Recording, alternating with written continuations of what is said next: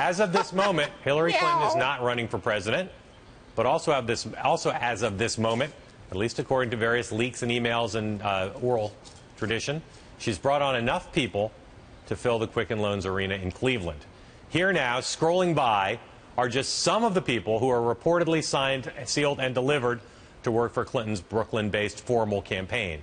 The size of this thing already dwarfs the typical size of some fully formed campaigns on the eve of the Iowa caucuses. So, John, she's staffing up big. Those aren't even all the names. There are more people who are in line than we listed there. Is her campaign going to shape up to be, in the beginning, too big to succeed or too big to fail? That's sort of like, is she going to be a juggernaut or the Titanic? I also like with like a Barclays Center reference there, because that's what you're really going to have to fill up. I think this has always been an issue for me. I have thought there are a lot of great names on that list. There are a lot of great names on that list. And in fact, until her campaign capsized in 2008, there were a lot of great names in her campaign then.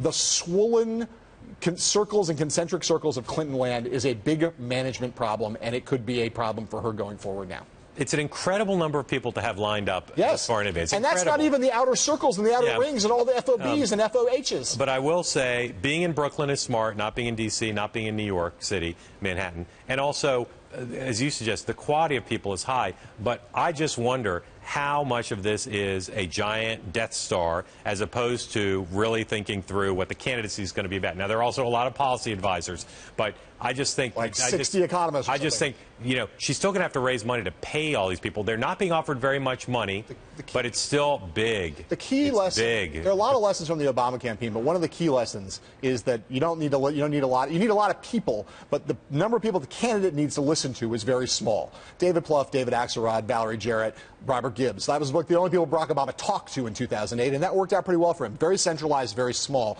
The question here is, how many of those people on that list are in the inner circle? Because if that inner circle gets too crowded, that could be a mess. Also, watch her take over the DNC soon. Yeah.